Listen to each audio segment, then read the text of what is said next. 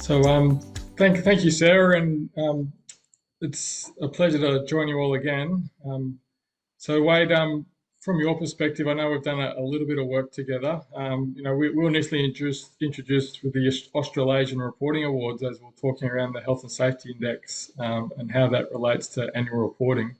Do you want to just briefly explain to us the importance of annual reporting and how this might tie into critical control management? Yeah, thanks, Mark, and thanks to you both for the invite. And I think to this part and where Mark and I both we introduced and sort of bonded was around how fast reporting changes are coming through the ecosystem and how they're being driven by different levels of institutional investors and other stakeholders that most of us as health and safety professionals may not be in touch with or may not be seeing in the marketplace, or maybe seeing things like acronyms like ESG come through and wondering where this fits. So I think we're in a really good position as both a profession, but also as a subset of the activities we do, such as critical risk, critical control management, to really show how we can sort of bring further transparency, more timely reporting, but also use this to help outline for the benefit of those who either invest in our business or who are touched by our business, sort of that more granular and transparent risk thresholds that we have for various levels of risk within our business. So, I'm pretty excited to talk here today, but also to share some of the learnings that we've had on our journey and to also learn from yourselves as well.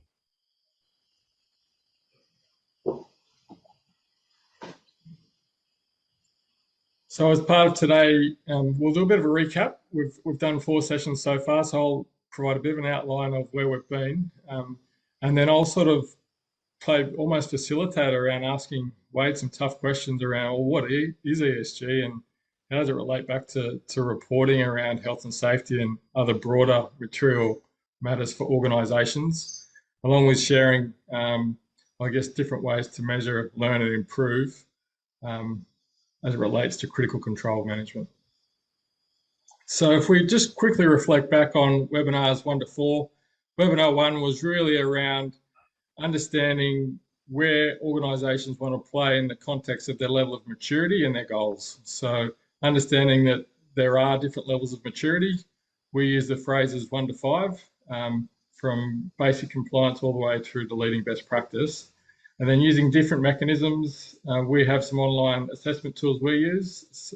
Other organisations have other ways of doing gap analysis and similar things to understand, well, how are we performing today and what do we actually need to do to improve to bridge the gap. We also overlaid the principles around Plan, Do, Check, Act, so the ISO management system standards with critical control management around identifying materially unwanted events, identifying critical controls through some structured critical risk analysis processes, setting standards, parameters around, well, what is the criteria that relates to each of the critical controls, and then building capability around that to execute. And then last week, we worked with Beck from BSA and we spoke a little bit about verifying critical controls in the field and evaluating the broader critical control management program at an organisation level. So today it's really around, well, acting. So it's almost like a full circle where we're going back and saying, well, how do we review, learn and improve and ensure that those material unwanted events that we spoke about in the first place are still relevant and valid today. So a bit of a snapshot on, I guess, why this is important at an industry and an investor level. Wade's going to be talking a fair bit around annual reporting, stakeholder interests. So this, although it's a big focus here on the graphs here are very much a share price commercial focus. The tragic events around multiple people losing their lives are just 1 or 2 examples of some catastrophic events that unfortunately impact our workplaces on a too frequent basis. So the first example is Dreamworld, and the second example, which happened a few years ago, was a tanker rolled over with about 40,000 litres of fuel, killed 2 people and really injured another person with some really tragic burns. Now, the human loss is terrible, and you can see here the impact that it has, and the shareholders really voting with their feet around pulling out of these businesses. And from what I understand, although Dreamworld is still functioning, there's some other organisations that haven't been as lucky and have gone into receivership just because of the impact of this. So from your point of view, Wade, have you seen, I guess, a bit of a shift in shareholder mindset around managing these sorts of catastrophic events? I think so, and also there's a wide variety of reporting services which actually scour sites, company reporting, and those types of things, and form indices and give scores based upon certain criterion, and that that actually provides information to investors as to where to park their funds and where they're looking for return on investment. So often prior, it was around having a headline return on investment and understanding how that the risk profile affected the returns. But now it's a much more diversified model of allocation of resources and investing, and there's a lot more information out there, especially such as ESG indices, but also how reporting is taken into account as to where people put their money. And often people are very much aware around the stock market is full of both ourselves, within our super funds that invest in these areas, but also, personally, you're investing, if you have additional capital you'd like to invest, but also institutional stakeholders. So those large pension funds, future funds, government entities, but also companies' balance sheets as well. So there is a very big push at the moment. And what I would say, it's a push from the investors, but it's a pull towards those of us that are working in safety management, that, our roles have never been more and more important. And, the slide on the screen sort of shows that whilst the fines that may be attributable by the courts and the workers' compensation payments, they're exceptionally important, but often a company's balance sheet, the losses to a company's balance sheet based upon reputational risk and perceived poor operating can often be, into the hundreds of millions rather than the tens of millions when you look at the fines that can be now issued by the courts. So as we relate this back to some of the international standards and expectations, and tying it back into the subject area of critical control management, Wade, what sort of shift have you seen in ESG reporting standards, in particular GRI and some of the recent changes that they've instigated? Yeah, and so often people, became aware of the Global Reporting Index, and then there were some revised changes to the standard, and it's been a really good push in advancing the disclosures that you need to make under GRI if you're either reporting from an annual perspective or undertaking sustainability reporting. And if you say that you're reporting to GRI, typically, such as a disclosure like 403 number 2, you have to talk about how your risk management system is based and how you control risk. And that's an area where in the past it may have been sufficient to say, hey, we conform to ISO 45001, or we follow a legislative management system, or other areas, or for whatever it is. Now you're able to implement, or should you choose to disclose, you can actually put in there things like we undertake 45001, or yes, our risk processes conform to 31,000, but we also have a subset for things like critical control management, and looking at and how we determine material unwanted events. So stakeholders are really thirsty for this information, and they want to see more and more both qualitative information that's coming out of, say, audit and risk committees or safety and sustainability committees, but also more granular quantitative data that's more reflective of how you're managing risk, rather than just reporting on what's occurred in the reporting period. Great. And look, from what I understand, some of the other changes that have been pushed by GRI in particular have been around consequence management. So just not reporting on injury statistics. So that the concept around consequence management ties in really nicely to a critical control management framework. and also a big push more recently on health. So, even through these webinars, our bias has been talking a lot about safety, but critical control management can be applied to health, environment, and the broader ESG governance framework, because by nature it's managing how effective controls are, or reporting on how effective those controls are, regardless of the subject area. So telling a story through annual reports is a great way to celebrate success and provide opportunities to investors to understand what's going on. On the screen here is, I guess, the framework from the World Economic Forum. They recently put out a framework on ESG, and I understand a lot of large top 4 consulting firms all contributed to that. From your perspective, Wade, are you seeing a push in one particular area if you look at these 4 different pillars?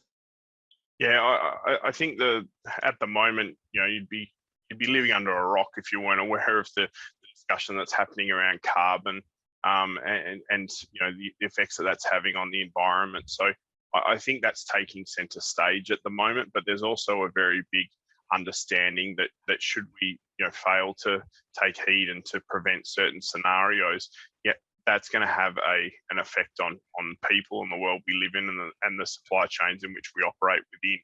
So I think there's what started as the UN Sustainable Development Goals becoming a lot more narrow around where we need to focus our effort, and there's a lot more discussion of the concept of double materiality.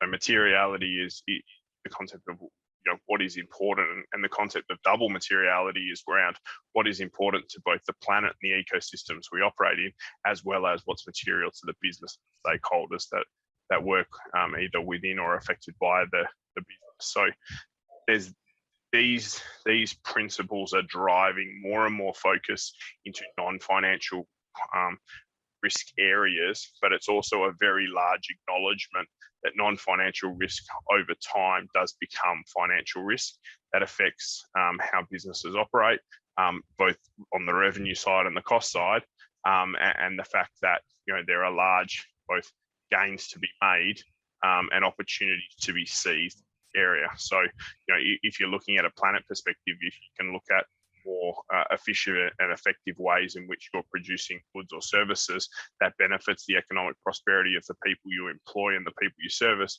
which leads to further economic prosperity of those communities which you're in. So it's an acknowledgement of that all 3 of those things are connected, and that the capital markets play a role in that.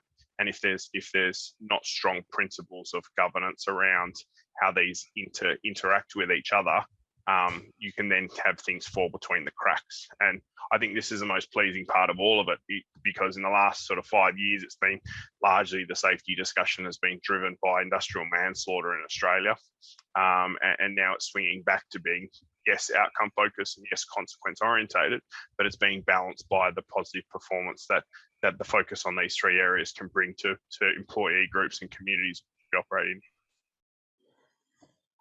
Look, a good example of where an organisation may not have really had a good handle on some of these ESG related risks is, I was talking to a colleague more recently, and he had to have a really uncomfortable conversation with his CEO and board around having to increase the balance sheet because they hadn't factored in a whole bunch of legacy risk and environmental pollutants that the organisation inherited through an acquisition. So I know that's a very negative example, but if you flip that on its head, you can turn that into a positive in terms of demonstrating how you are managing this sort of stuff proactively as well. Agreed, and look, it also happens in principles of setting budgets for capex. Often we've, our professions really push safety in design, but often you don't get to the right table to have those chats around the lifestyle cost of an asset. So I think the other thing is around looking at life cycles of carbon accounting. There's also, further runway in developing years to look at how do the assets and the businesses and our operating context affect the employee life cycle, particularly in mental health. So, I'm really positive that around, the runway is really early for us, and a lot of the foundations are being set first and foremost by corporate governance, and someone referred to in the chat around Principle 7 of the Corporate Governance Council, and that is really positive reading. And then secondly, it's going to be improved with, Task Force for Climatic Disclosure, and also for nature disclosure, TFND, which is coming through, and then that's going to roll through into social impact and around the health of populations, and including employee subsets. So when we've spoken really broadly, we've tried to start really broadly around the bigger picture, around expectations of shareholders, what's happening from the World Economic Forum. If we now try and tie this back with a little bit of practical advice and learning to the listeners around, well, how do we actually do this well, and how does it tie back into critical control management? For a lot of the listeners, the principles around lag and lead indicators has been around for a long time, and there's an obvious benefit of having a nice balanced scorecard where you're looking at both. Ideally, getting out of the day-to-day reactive mode around chasing and managing injuries and severe incidents, and trying to be a little bit more proactive in measuring lead indicators is a big push for many organisations. The other opportunity for organisations is to start to explore and predict. So moving beyond lead and lag and actually looking at, well, how do we almost forecast what's going to happen, looking at trends in a proactive sense. So we use the Health and Safety Index to do that. There's lots of other tools out there, but certainly getting feedback at scale to understand behaviours, experiences and conditions from the troops on the ground, and then segmenting that in a way can be a really good proactive way to get ahead of the curve. So if we look at that and break that down, the Health and Safety Index is split into a whole range of different aspects, but more specifically, the dimensions are broken into 7 areas, 6 of which are behaviours. So if we're starting to explore and predict, well, what's working, what's not working, what can we do differently? There are ways that organisations can start to get a better handle on what's happening proactively and forecast where to invest their time, money and resources. So tying that back to critical control management, if you're really clear on what your material unwanted events are and what your critical controls are, and you've got mechanisms to verify that, if you also know that there's certain behaviours in certain pockets of the organisation, be it geography, be it business unit or region, you can start to overlay some of those specific lead indicators around what people are saying around either not setting clear expectations, not calling people on at-risk behaviours, or not responding to things in a timely manner, and start to tie that back into your verification processes around critical control management. Wade, did you have any other thoughts, thinking in around how you can almost forecast or preempt some of these behaviours and tying it back to critical control management? Yeah, I think often you don't want to do a critical control management project and then leave it on the shelf or wait till there's an inspection or a report of something not being in place. I think there needs to be the fact that it's not a one and done job. You need to understand that human factors have a very large impact upon making sure that things are in place, sustainable and effective. So to me, by any form of data or process which helps you understand the load your people are on and what they're subjectively feeling, will really give you some insight into where you need to spend some time and attention. So the best critical control program in the world will fail ultimately if individuals either aren't across it and they're new and they don't understand where it's come from and how to implement. But secondly is around if they've got their head in other areas and they're not focused on where it needs to be, that's a big red flag as well. So you can't discount the human element. We can't fall into the trap of another management system that is identifying those material areas. It still relies upon people, and people are both the solution to what we need and who we need to consult with. But we need to be conscious that people are not robots and they have variable levels of performance. And yes, we need to take those into account. But yeah, anything that will help us understand what people are subjectively feeling are drift indicators which we can act upon and have be take appreciative inquiry as to what's going on and look to assist in that area. So as organisations start to think around, well, what are they going to report on? I mean, by nature, critical control management is really critical. So, I mean, why wouldn't you report on it and have that as one of your key indicators that you're reporting to senior managers and boards?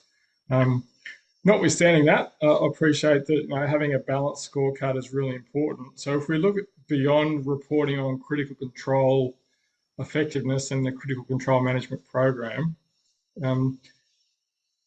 take into consideration both the lead and lag indicator concept. On the screen here, there's a quadrant. Left-hand side is lead, all the way through to lag and predict. If we then slice that through the middle and look at top to bottom, there's certain elements around reporting on performance, as Wade's indicated, around stakeholder and shareholder expectations that are driven externally and some driven internally. So this is just one example of how you might want to start to think about different metrics to report on. The International Association of Oil and Gas Producers has got some great material around trying to differentiate and classify loss of potential containment. So, the classic near miss. So rather than just reporting on a near miss, what sort of near miss was it? Was it something that had a really high potential consequence that relates back to your critical control program and those material unwanted events? Or was it a near miss event that was a little bit more trivial and we're not going to spend as much time on it?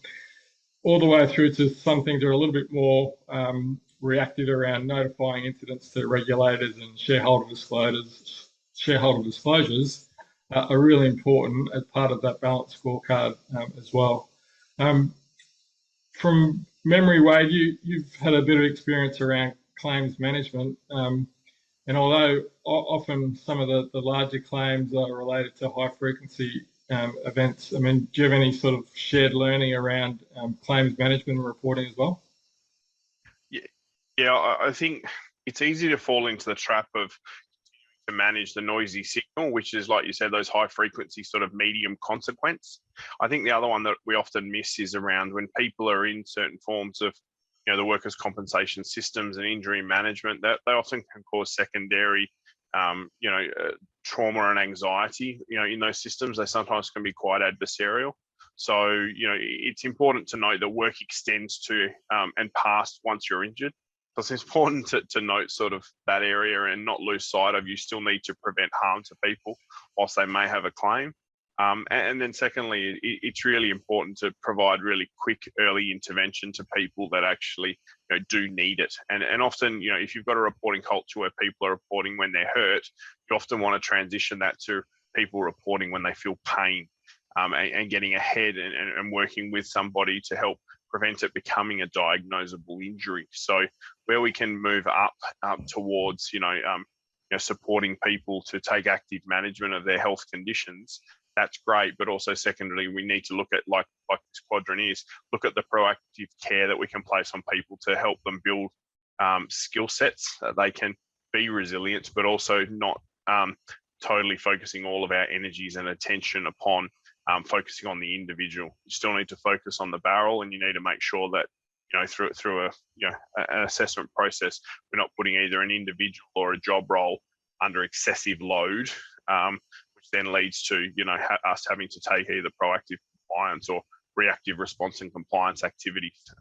And then if we sit back and say, well, that person didn't comply, well, we didn't set them up for success, because whilst we may have everything there, if they're overloaded with workload demands and or interpersonal relationships within the team, the structural elements aren't going to implement themselves. So I think it's important to acknowledge that factor here is, and how the subjective climate of the organisation is, really does determine around how well any form of risk management, a process can be embedded within a business. Yeah, look, a lot of people would argue that lost time injury and TRIFR rates are statistically unreliable and invalid and really not a great indicator. As organisations start to mature, that becomes even more front of mind, because you're having a lot less lag data to make decisions on. So by nature, as organisations start to mature, become more sophisticated, it is important for them to sort of move towards not only lead indicators, but reliable and valid lead indicators that can be used to benchmark externally, and lead and predictive indicators that are starting to, I guess, preempt where to start to focus their time, energy, and resources. And ultimately trying to tie that back to your strategy. So there's no point in measuring something just for measurement's sake. Trying to tie that back into where the organisation is going strategically, and somehow involving the troops along the way. So there's not only a measure that's reported, but there's some sort of learning that organisations can use and individuals can use to improve. Wade, we are sort of starting to tie things off towards the back end of the presentation with only a few minutes to go. Is there anything else you wanted to share on this slide? I think it's important that you don't when you're considering something new in your business, you don't have to chuck something away.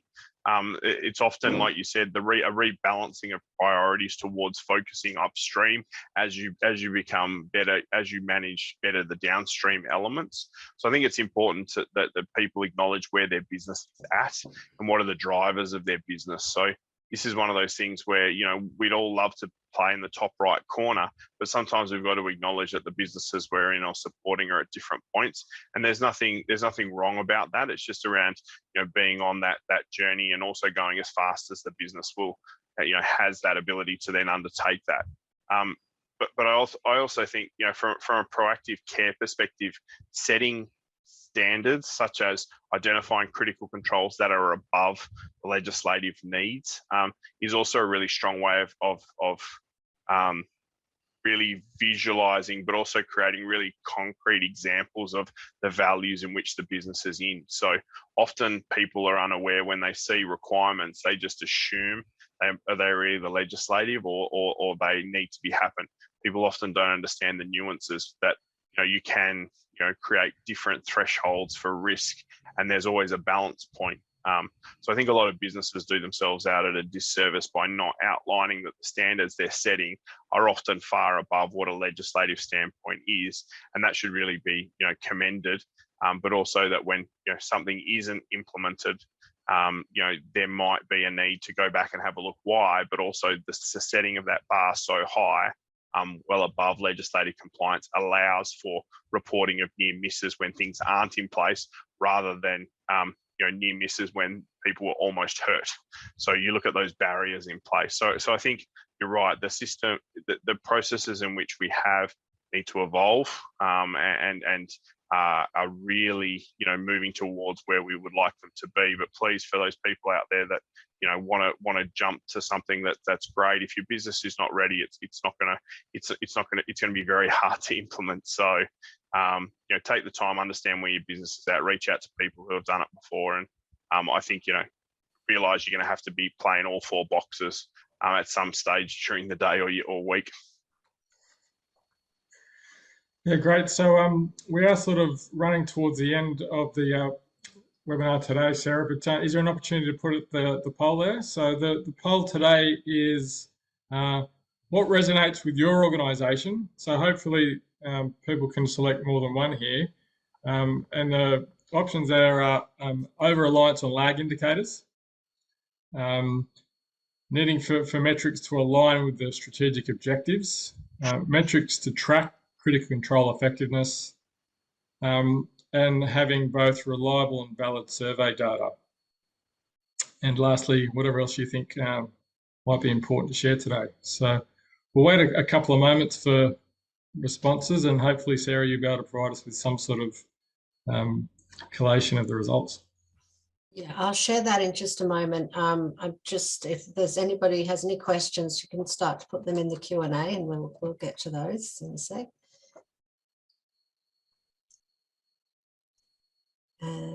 Okay, I'll share that in just a couple of seconds. There you go. Okay, so we've almost got a tie, Sarah. So the two highest responses, both 75 and 72% respectively, needs for metrics to align with strategic objectives. and the second one, metrics to track critical control effectiveness. So, having those two in place clearly is a really good foundation to be able to get a good handle on critical control management and health and safety more generally for organisations. So as we start to round out the webinar, there are additional resources out there. Feel free connecting with us. I understand that, Sarah, there's going to be another webinar talking about how to actually use safety software to deploy critical control management effectively. So that'll be tomorrow. And really, from our perspective, this is webinar 5. We'll be handing things over to Miles tomorrow. And Sarah, you'll be going through a little bit more around the actual software and how it relates to critical control management. Yeah, we will be basically launching our digital bow tie, which is really a game changer in software when it comes to critical risk management. We'll be going through how you can add risks using the digital bow tie, identify controls and performance standards, and then use smart inspections to regularly verify that the controls are working. And also will show how a rules engine can invoke powerful tech to drive action when controls are compromised, and also similar to what you've been talking about, how to set up and analyze critical performance dashboards. So the link is on that page. I've put it in the chat. Hopefully we'll see a lot of people tomorrow. Hopefully, I think Mitchell Services are also joining us. They've been leading the way in implementing this technology. There'll also be a movie case study released next week that shows how exactly they're doing that with the workers on their sites in Brisbane. So I don't think there's any questions at the moment. No. So I'd like to thank you, Mark, for all of this information. We are putting it all together on a new website, and so that people will be able to share them and watch them again, or listen to them as podcasts. And thank you, Wade, also for joining us today. That was fantastic to hear your experience. Thank you, Wade. Yeah, cheers. All right, everyone. Look out for an email later today. The recording, podcast, everything will be on there. So thank you. Great. Thanks, Sarah. Thanks. Bye.